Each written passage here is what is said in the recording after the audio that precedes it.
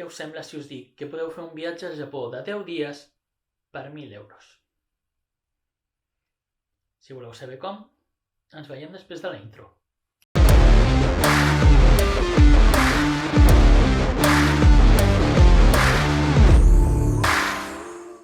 Bon dia, aquí Josep Bautista, i ara que ja tinc la vostra atenció, sí, fer un viatge a Japó i que només us surti per 1.000 euros és possible.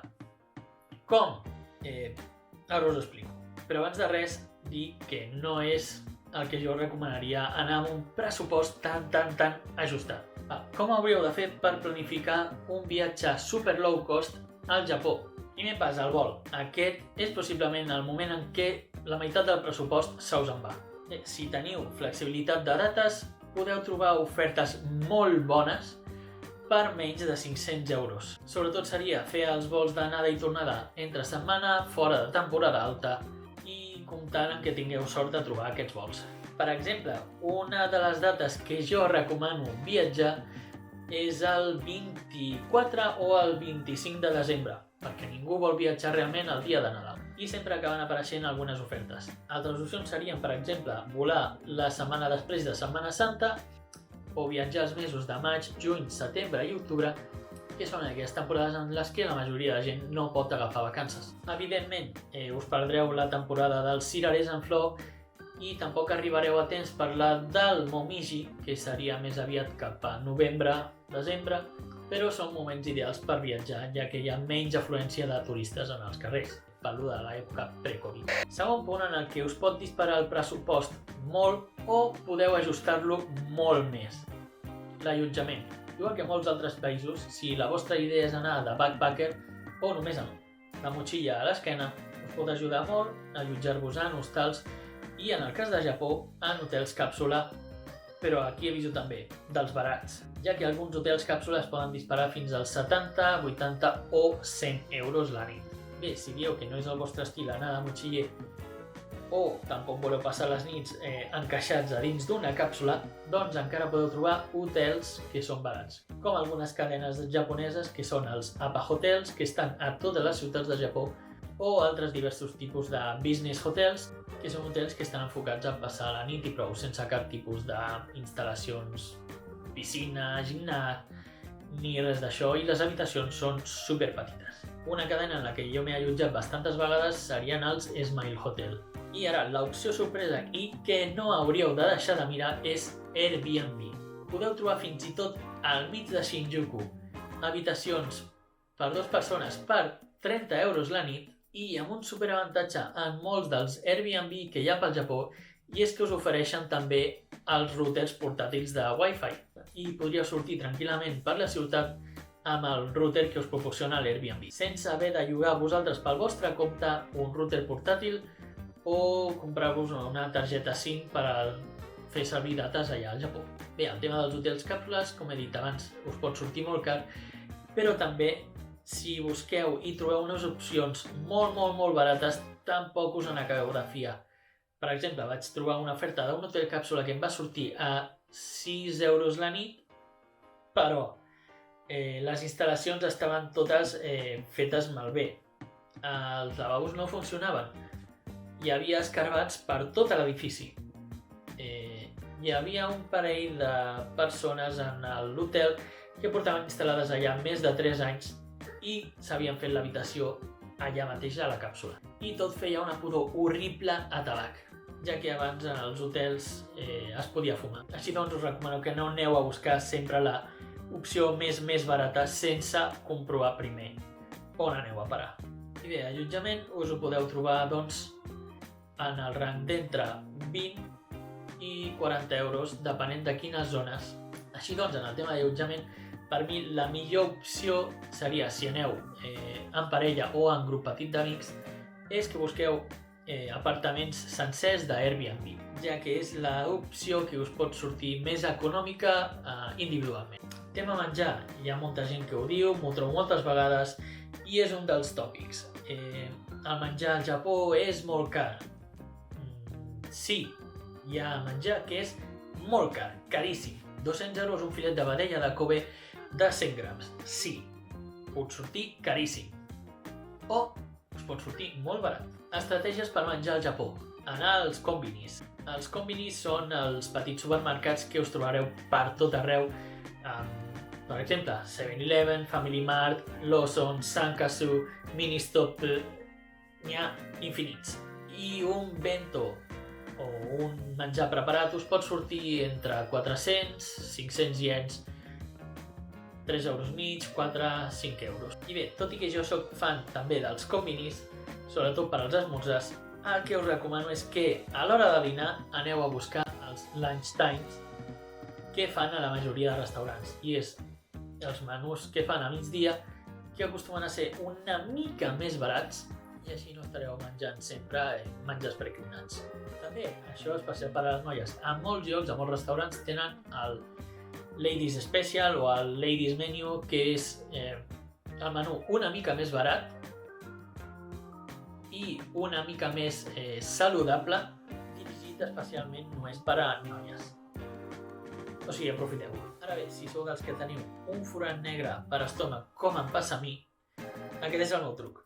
Us recomano que aneu a buscar els restaurants de fideus o arròs que tenen les màquines a l'entrada, ja que alguna de les opcions sempre trobareu que hi ha una B doble i això significa doble.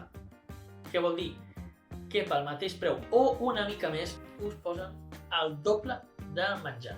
També moltes vegades quan entreu a restaurants de fideus o bols d'arròs us trobareu que us pregunten quin tamany voleu. I la majoria de vegades, si us ho pregunten, és perquè és gratis el gran. Sho, nami o dai. Sho sent el petit, nami el normal i dai el gros. Teniu en compte que ja heu pagat a la màquina. Per tant, si us ho pregunten, és gratis. I aquí arriba el problema que jo dic dels konbini. I és que si us agrada tastar moltes coses o sempre us acostumeu a quedar amb gana, anar al konbini us pot arribar a sortir més car al final que anar a qualsevol restaurant de barri de fideus o de bols d'arròs. I l'altre problema és que en els konbini haureu de comprar la vostra beguda i en canvi en els restaurants l'aigua és gratuïta. I l'últim truc en el tema de menjar és atacar els supermercats en el vespre. No passa tant en els konbini, però sí en els supermercats que en el vespre baixen de cop a meitat de preu o 40% molt del menjar, amb el qual podeu trobar bentos que poden estar a la meitat de preu i, per exemple, podeu anar a comprar en el Don Quijote, que tenen apartat de menjars preparats, i allà podeu trobar bentos per 3 euros, 2 euros i mig, que en un altre konbini possiblement us costaria 5 euros. I si tot i així penseu que es pot menjar, podeu fer la meva opció, que és anar a Tabehodais. Un Tabehodai és aquell restaurant que ofereix un menú en el que és buffet lliure. Moltes vegades aquests buffet lliures tenen un límit de temps de 90 minuts, però és menjar il·limitat. I encara podríeu dir, és que anar a un restaurant o menjar de konbini serien entre 5 i 10 euros i anar a menjar un Tabehodai normalment són a partir de 2.000 iens fins a 5.000, depenent de la qualitat del restaurant que aneu també. Però hi ha molts Tabehodais que ofereixen per menys de 2.000 iens a l'hora de dinar menjar il·limitat. Coneixen saben que jo amb el tema del menjar no faig broma. I per últim, la trampa del sushi. Sí que sembla que hi ha restaurants de sushi que són molt barats, que pagueu molt poquet per cada plat, però clar, això només surt a compte si us agafeu sempre els platets de 100 iens. En que agafeu un plat de color diferent, els preus van pujant i si mengeu 5 plats, evidentment sí, 5 plats dels més barats són 500 iens. Molt bé, però per aquest preu podeu anar a un súper al vespre i comprar una safata de sushi de 600 iens en el que us venen 20 peces. I ja fora tema menjar, que m'estic morint de gana i vull acabar aquest vídeo. Transport.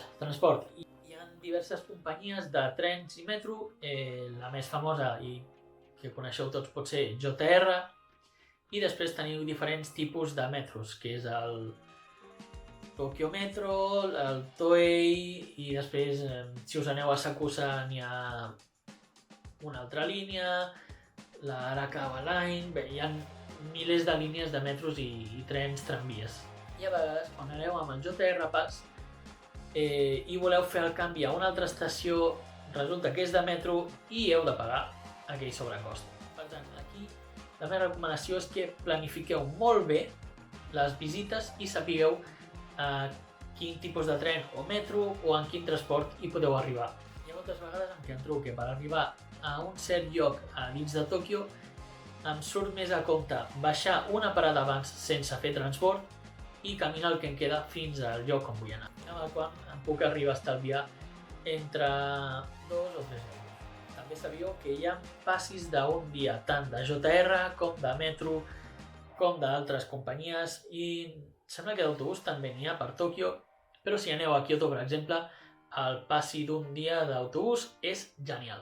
I ara us ho diré de memòria, em sembla que el passi de metro i JR Pass d'un dia per Tòquio són 1.600 iens, però el passi de JR sol d'un dia són 750 iens i el passi de metro d'un dia són 600 iens.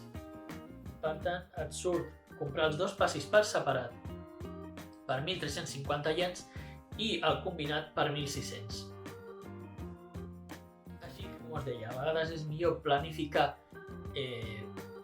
un dia fer-ho tots els trajectes en JR i fer un altre dia tots els trajectes el més possible en metro. En el transport també, si voleu anar a veure altres ciutats o passar, per exemple, un parell de dies a Osaka i Kyoto, el que us recomano sobretot són els Yakobas, que serien els autobusos nocturns. I hi ha dos motius per als quals a mi també m'agrada viatjar amb els autobusos nocturns. Un és el preu, evidentment, són més barats que un bitllet de tren bala. Per exemple, un trajecte Tòquio-Kyoto amb autobús nocturn pot sortir per uns 3.000 o 3.500 iens, que vindrien a ser uns 30 euros. I el segon motiu és que us estalvieu una nit d'hotel. Normalment aquests autobusos surten de Tòquio cap a les 11 de la nit o mitjanit i arriben a Osaka o Kyoto a les 7 del matí. Per tant, teniu tot el dia per explorar la ciutat. Jo fins i tot he fet això alguna vegada, és anar a Osaka un divendres a la nit, arribar el dissabte al matí, veure la ciutat i estar per allà fent coses i tornar el mateix dissabte a la nit per arribar el diumenge al matí a Tòquio. I has passat un dia sencer a Osaka. I si estàs viatjant amb la idea de baixar el pressupost al màxim, és l'ideal. Ara que ja us ho he explicat tot, vaig a repassar els costs que he calculat jo que us pot sortir aquests 10 dies. Ara sí, ja estic preparat, que he anat a buscar els apunts que tenia del pressupost i fent un repàs dels 10 dies traient el vol, que seria treure el dia 1 i el dia 10, que són els dies en els que volaríeu, i els 500 euros que costaria, amb sort, un vol, encara tenim els altres 500 euros de pressupost. Dia 2, que seria l'arribada a Tòquio, us recomano que agafeu des de Narita l'autobús que va fins a estació de Tòquio, que només val 1.000 iens, és l'opció més barata que trobareu per anar fins al centre de Tòquio, i des de l'estació de Tòquio us podeu moure fins a la zona del vostre hotel. I possiblement el primer dia no us calgui comprar cap dels passis de JR o de metro, ja que entre que arribeu a l'hotel, us situeu i tot, potser no donareu masses voltes. I jo recomano sobretot explorar la zona al voltant de l'hotel i al barri on estigueu. Després, per als dies que estigueu a Tòquio, sí que recomano que agafeu o un JR Tokunai Pass, si aneu a agafar molts trens, o també combinar-ho amb un dels passis de metro. I si sabeu exactament els preus que us costa anar a cada lloc en transport, doncs molt millor per ajustar el pressupost. Però posem que cada dia us costarà 1.350 iens, que és el cost dels dos passos combinats, el de JR i el de metro. També cal afegir en transport el que ens costarà a l'autobús si volem anar a meitat de viatge a la ciutat de Kyoto, per exemple, el bus nocturn, que serien a partir de 3.000 iens fins a 4.000, i el bitllet de tren que costa anar des de Kyoto fins a Osaka, o al revés, Osaka-Kyoto, és només de 500 iens. A més de que si agafeu 2 dies a Kyoto, podeu agafar el passi de 2 dies i us costaria 1.700 iens. Aleshores, pel total del viatge tinc que surt per 16.100 iens, que vindrien a ser, al canvi, uns 130 euros. Allotjament. Aquí he posat una mitjana de 3.000 iens al dia, tot i que algun dia, si agafeu un cap de setmana, segurament us sortirà una mica més car algun dels hotels, i estalviant les 2 nits que viatgem de Tòquio a Kyoto i de Kyoto a Tòquio, doncs em surt una mitjana de 18.000 iens per tot el viatge, que serien al canvi uns 145 euros. Al menjar també he posat una mitjana de 3.000 iens al dia, que seria esmorzar, dinar i sopar, gastar 1.000 iens per cada àpat, i sortiria 25.000 iens en total, uns 200 euros en menjar, tenint en compte que sigueu de menjar fort igual que jo. Si sou capaços de sobreviure 10 dies a base de bentos petits de 400-500 iens, doncs mira, la meitat del pressupost. I també he apuntat el tema de visites, sobretot si aneu a la ciutat de Kyoto i voleu visitar el Kinkakuji, Kiyomizu-dera i altres llocs, doncs sempre hi ha preu d'entrada, i he afegit de pressupost 2.000 iens, que venien al canvi uns 15 euros en entrades que us podeu gastar. I a Tòquio, per exemple, no he posat res de visites, ja que n'hi ha moltes que les podeu com substituir. Diguem, per exemple, la Tokyo Tower, si voleu pujar a un observatori, podeu pujar al Tokyo Metropolitan de Shinjuku, que és gratuït, i teniu vistes de la ciutat de Tòquio també. Així doncs, el cost total dels dies que realment estareu a Japó, entre Tòquio i Kyoto, les anades i tornades a l'aeroport, de 490 euros, arrodonit 500 euros. Més, comptant el vol que hagueu trobat per 500 euros, ja tenim un viatge al Japó de 10 dies per 1.000 euros. Però sobretot heu de tenir en compte que per fer aquest viatge de 1.000 euros heu d'haver buscat amb molta flexibilitat les dates a les que anireu, tenir molt segur que no sortireu d'aquest pressupost per res, la qual cosa és bastant complicada perquè a la mínima que et despistes ja has comprat alguna cosa, ja t'has equivocat de tren, has comprat un passi que no era, o fins i tot has menjat més del compte, doncs aquest pressupost ja no et servirà. I tenint en compte que siguis capaç d'anar a Japó i no gastar-te res de diners en compres, ni que hagis de gastar res en cap extra, com pugui ser medicaments perquè t'ha agafat mal de cap o t'has refredat o qualsevol altre extra. I tenint en compte que no hagis llogat cap dispositiu Wi-Fi per anar pel Japó i et passis els 10 dies desconnectat del món. Que també he de dir, si te'n vas de vacances, el millor que pots fer és desconnectar del món. I ja tindràs Wi-Fi a l'hotel o a l'Starbucks, o fins i tot si has anat a un Airbnb amb Wi-Fi inclòs en el preu, doncs et pots emportar aquest durant el viatge. I res, un cop demostrat que es pot fer un viatge a Japó per 1.000 euros, què n'opineu vosaltres? Seríeu capaços d'ajustar-vos a aquest pressupost o de seguida us sortiríeu del pressupost i us deixaríeu uns altres 1.000 euros només comprant? I fins aquí el vídeo d'avui. Segurament seguiré fent més vídeos parlant de coses del Japó, així que si us ha agradat aquest vídeo doneu-li al botó de like, deixeu-me comentaris amb el que penseu sobre aquest pressupost o si us veieu capaços de viatjar al Japó amb tan sols 1.000 euros. Subscriviu-vos si encara no ho heu fet i ens veiem al següent vídeo. Fins aviat!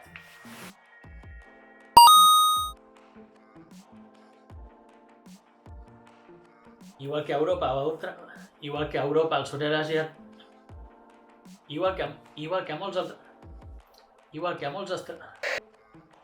hotels que estan més enfocats, com diríem nosaltres, que són hotels que estan més enfocats a què? Ara, si sou d'estómac fort, si sou dels que teniu un forat negre, us recomano que aneu a buscar en els restaurants. Així puc parlar de menjar i ja està, s'ha obert el forat negre. Bé, com deia, i ara us ho diré de memòria, em sembla que el passi de i quan vols viatjar, i si estàs viatjant amb la intenció de baixar molt el pressupost, i ara ens queden 5 euros